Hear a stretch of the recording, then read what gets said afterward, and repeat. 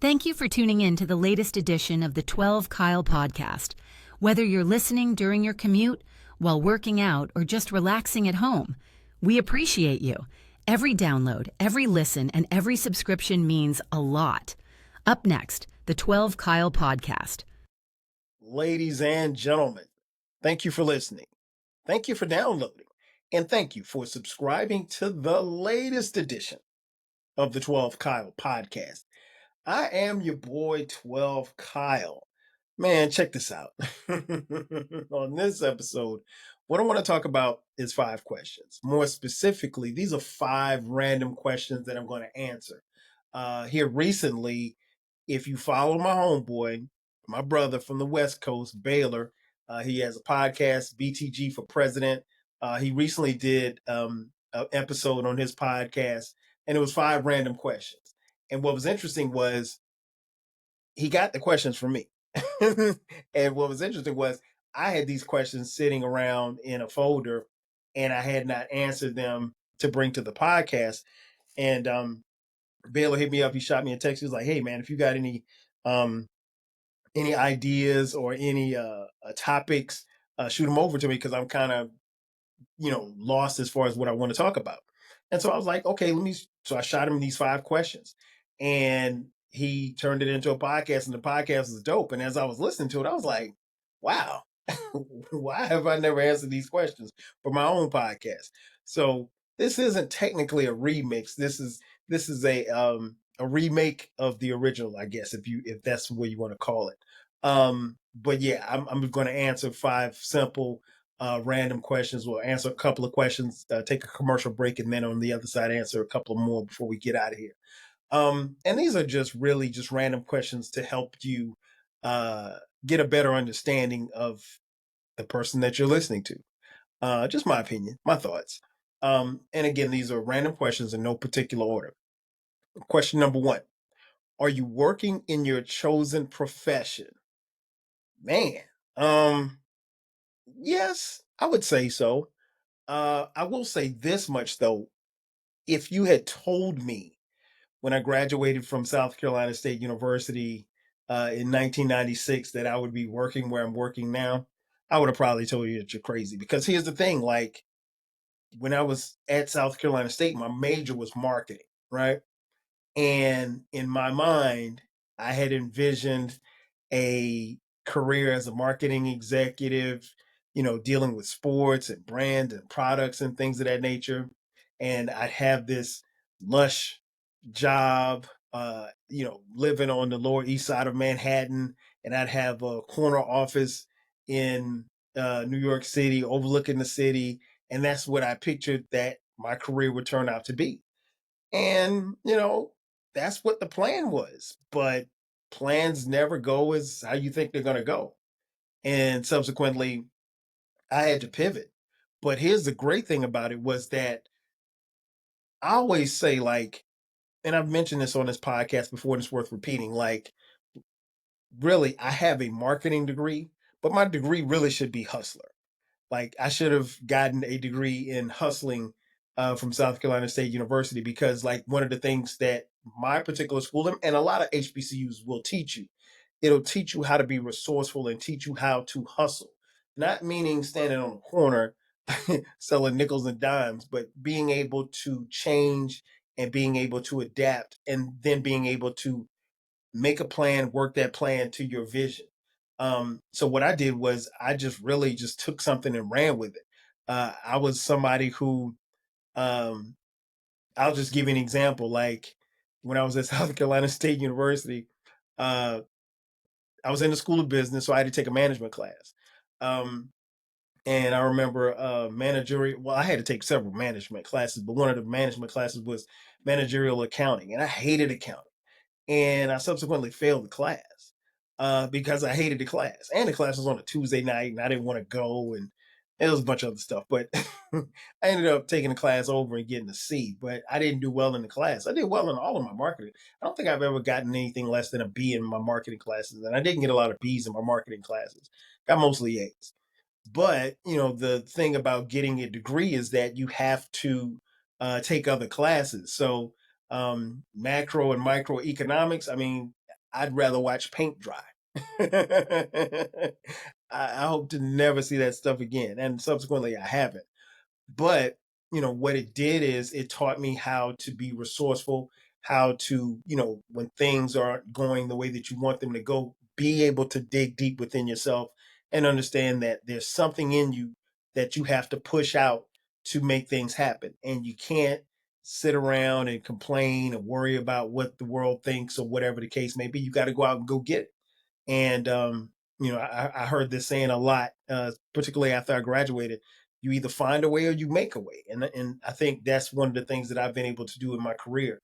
So, if you say chosen profession, I wouldn't say chosen because I originally thought that I would go from South Carolina State to a marketing job. And full disclosure, I don't think I can't say think. I've never held a marketing job, not marketing per se, quote unquote marketing. I've had sales jobs, but sales is a part of marketing. Um, and I've had some bad sales jobs. Shout out to Kirby Vacuum Cleaner. And shout out to the homie Uncle Dolomite from the Too Much Game podcast. He knows about those Kirby Vacuum Cleaners. Um, but yeah, no, it's so I've had jobs where I did, versions of marketing, but never had a marketing job per se. But I pivoted and got into the mortgage business and made a pretty good career for myself out of that. So, and a pretty good way of living. So, I got a couple of dollars, not a lot. I mean, I make like $5 an hour. So, but yeah, working my chosen profession. I wouldn't say chosen, but I've done what I've needed to do in this particular profession. So I think it's worked out pretty good for me. Question number 2: should individuals within a marriage have separate bank accounts in addition to a joint account? Let me say that again because I stumbled on that one. Should individuals in a marriage have a separate bank account in addition to a joint account?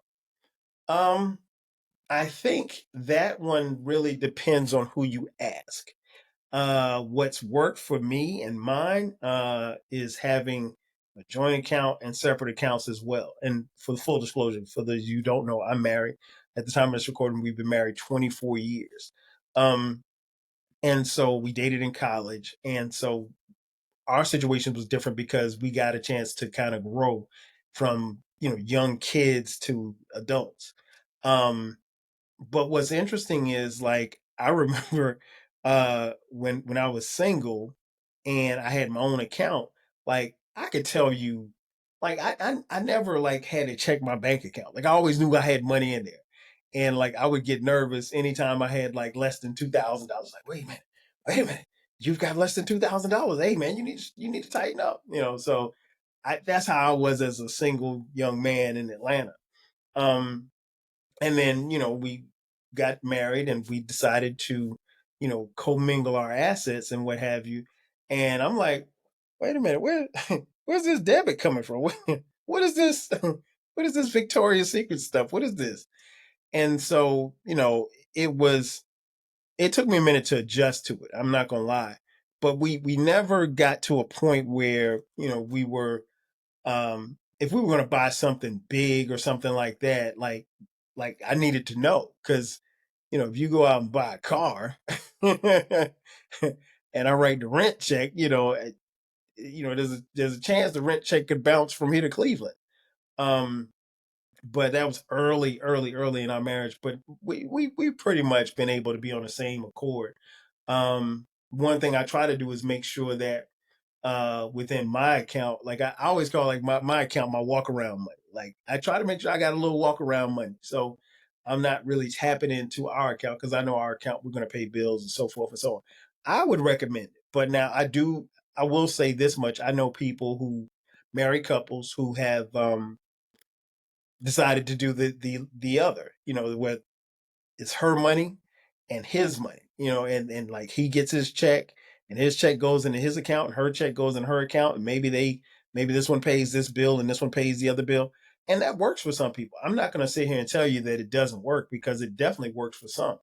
Um, for me, it wasn't something that we ever tried. And what was interesting was like, I'm not even sure as far like, I think like my in-laws, I think they do the separate thing, my wife's parents. Um, my parents divorced when I was 13, almost 14 years old. So, and I don't know that I've ever asked them, like, well, when y'all were married, did you have a joint account? I don't think I ever asked them that. So it's like it was something like where we tried it on our own and it seemed to work for us. So I can only answer that just from my perspective as to what works for me. Um, I can't tell you that there's a right or wrong, to be honest. Um, Next question. Question number 3. Do you feel comfortable initiating sex? If yes, why? If no, why? Um, Hell yeah. I mean, you should feel comfortable. Particularly if this is someone that uh you don't even necessarily have to be married. If this is a longtime girlfriend, a longtime boyfriend, I think if you're in tune with each other, I don't know that you necessarily should feel uncomfortable with it. I will say this much: the if you plan to be in a long-term relationship, it's probably better if you're on the same page sexually. Uh, and what I mean by that is, like, if you're someone who likes sex and likes it often, you probably should be with somebody who feels the same way. Now, if you don't like it or you could kind of go without, you probably don't need to be with someone who can't go without. So, um, but no, I don't have a problem. It was funny because I was listening to Baylor's answer. Baylor's married too. His answer was funny too. But no, it's no, I don't have a problem initiating. But I do like, I would like to be, hey man, wake me up at 4 o'clock in the morning. You know what I'm saying? Um, that's all I'm gonna tell you. I'm not gonna put y'all in my business, but I like it, and we try to get it in as much as we can, and we get it in as much as we can, and that's all I'll say. I answered questions 1 through 3. Now I'm gonna give you 4 through 5. Question number 4: Do you believe in spanking a child? What type of discipline do you believe in? I.e., timeouts, standing in the corner, or taking away privileges, excuse me, et cetera, et cetera. Um, that's a very interesting question because my wife and I, we have 4 kids. Our sons are now 25 at the time of this recording. 25. That's Dion is 25. Cameron's 22. Brandon is 18, and our daughter Skylar is 13. Now, the boys got their share of spankings, and I'll say this: they got their share of spankings because they earned every spanking that they got. They didn't just get a random spanking just because dad was mad. Um, and I got spankings as a child too, but I got way more spankings than them. And man, I wasn't a bad kid. I mean, 12 Kyle was a pretty good kid. But you sometimes you run afoul. When you run afoul, you got to get spanked. Um, I will say this. I think, and that's a big conversation. And it really depends on who you are and where you are generationally. Um, I don't see anything wrong with it. I will say this much: when you're spanking a child, make sure that you know what you're spanking them for. What I mean by that is you can't spank them because you're angry. You can't spank them because the Lakers lost. You can't spank them because your favorite receiver cost you, the fantasy football championship. It has to be a legitimate reason, and you have to give reasonings behind the spankings, which we never got. Me and my brother, we got spanked quite a few times. Um, but and what's funny is, and that's why I wanted to give you guys their ages, because even now, sometimes when we get together, we'll be sitting around the table eating dinner or talking or something, and they will remember some spankings that they got that I don't remember. And so it's like, yeah, I did such and such and such and such. And I'm like, man, but I will say this in defense of myself. Like I said, they earn those spankings. If you was cutting up in school or you did something you weren't supposed to do and you've been warned several times, yeah, you was gonna get rocked with that belt. But it was never abusive. Um, and really the only person that really, I think Cameron probably got the most spankings. And Cameron deserves the most spank because he's the middle child. He's the one that cuts up the most. And what made his spankings worse was, like, you go to spank him and Cameron would be jumping around. So like you could Like there's a couple of times where I went to spank him and I swung the belt and hit myself because he moved out the way. Right. So, um, but yeah, these kids, they will swear up and down. If you ask my kids, they'll swear up and down like they got beaten all the time. It wasn't that frequently. Now, my daughter, on the other hand, I don't even know if she's ever been spanked. Maybe once or twice, not by me. Maybe once or twice. But we said when we had her, like I was never going to be the one to spank her because if she did something that deserved a spanking, it wasn't going to be for me because I never wanted her to get the idea of being hit by a man was okay. Um, and I know it's different because it's your father, but still, no, I wasn't going to spank my daughter. Um, if I had to do it all over again, and it just really, I think it depends because I would like to have not spanked them, but some kids, they don't do well with timeout. Some of you guys who are listening and watching it, thank you for watching on YouTube. I appreciate it. Some of you guys who, you guys do well and your kids do well with timeout. Some kids can be okay in timeout. My kids weren't good with timeout. Some kids are really, really good if you take things away from them. If you take away their computer or their iPhone or you take away their TV privileges or whatever the case may be, their iPad, that would drive them crazy. For me, coming up in the era that I came up in, we didn't have the internet, so punishment for me really would be preventing me from going outside because what was happening outside, everything was happening outside, right? So it was different for my kids because they were more inside kids than I was. Um, but yeah, putting them on timeout, we tried that. That didn't work. It worked, that belt. Now I wasn't one of those parents who, you know, beat you with a, railroad track from your train set or switch or a cable cord or anything. No, I wasn't doing all that. That's child abuse. Um, but I mean, we have, particularly in the Black community, we have varying opinions about whether or not you should spank a child, and I get both sides of it, or all sides of it, really. And I also understand the tradition of where it came from because there was a point in time in our history, in Black people's history, where you could literally doing something wrong could get you killed, right? I mean, not just I mean, like anything could get you killed. And so parents were so afraid of losing a child to something like that they wanted to instill the fear of God in them. And so, probably the next worst thing is getting spanking or getting beat. Back in the day, kids got beat, like really beat. Um, but I don't believe in beating a child to the point where you're bruising a child up and stuff like that. And like I said, if we had to do it all over again, I may not have, swung the belt, but again, I think the kids turned out okay. I think they'll kind of make the decision as to whether or not like I said, I don't think they got a lot of spankings. Let them tell it. They got spanked all the time, but they didn't get a lot of spanking. But again, I will say they earned it. Everybody who got a spanking, they earned it. And last but not least, how important is it for you and your partner to share religious beliefs, the same religious beliefs? I think that's very important, particularly if you're going to be in a long-term relationship or a marriage.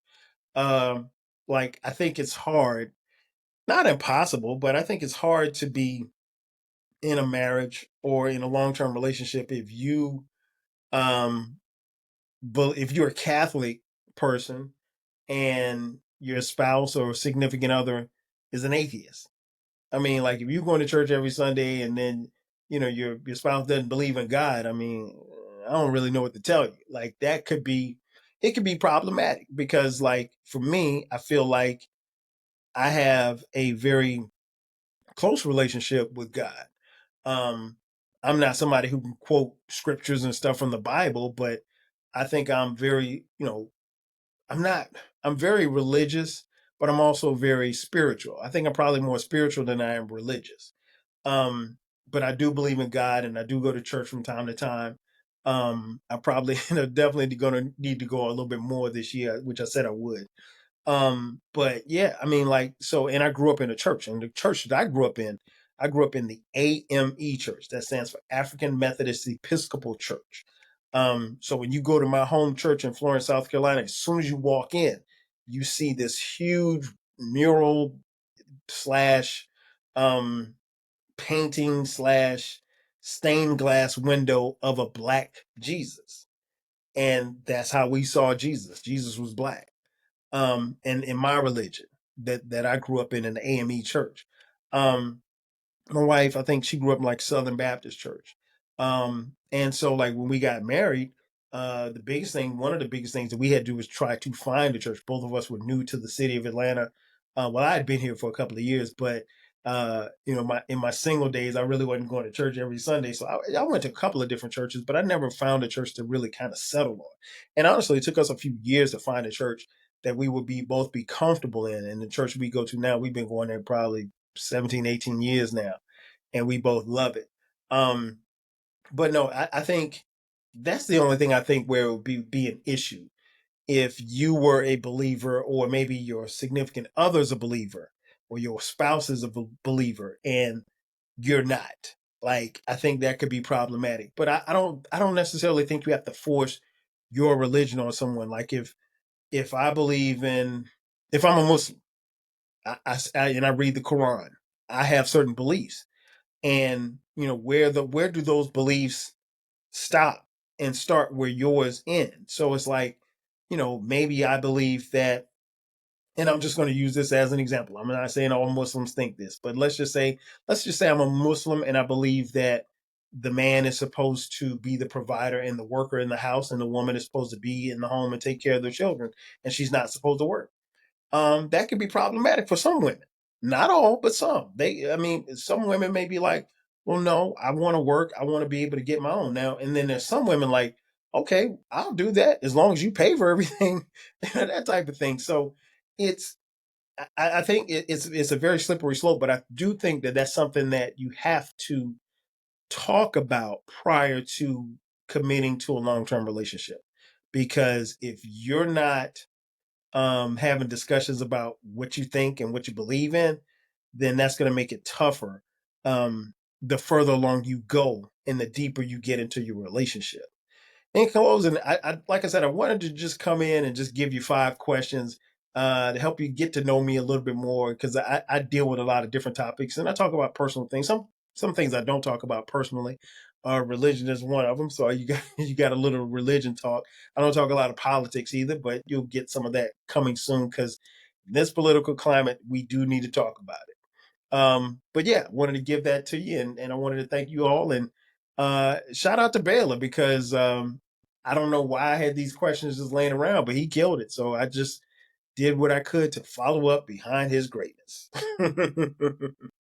Ladies and gentlemen, that's going to do it for me. Thanks again for checking out this edition of the 12 Kyle podcast. Be sure to subscribe to the podcast. You can find the podcast wherever you get your podcast. We're on social media at 12 Kyle, at 12 Kyle podcast on all social media platforms, as well as TikTok. We also, if you want to support the podcast, you can support us financially. We have merch. We have 12 Kyle podcast t-shirts, hoodies, as well as coffee mugs. And you can find that in the description box if you click merch. You can also hit us up on Cash App, $TWELVEKYLE. And also, we have a new baby. It is called the Rap Soul Podcast. It is a music podcast. It's where we have the intersection of discussion about artists and music from the 80s, 90s, and the 2000s when it comes to rap, hip-hop, soul, and R&B. It is the best music podcast that you've never heard, so you need to check it out. Again, that's going to do it for me. I am your boy, 12 Kyle. I'll catch you guys next time. 5,000. Yeah. Thanks again for listening to this episode of the 12 Kyle podcast. If you enjoyed this episode, make sure that you hit the subscribe button and share this podcast with a friend who needs the 12 Kyle podcast in their life. Every listen, every download, and every share helps us grow. Thanks for being a part of the 12 Kyle podcast community. We appreciate your support. We will catch you next time. 5,000.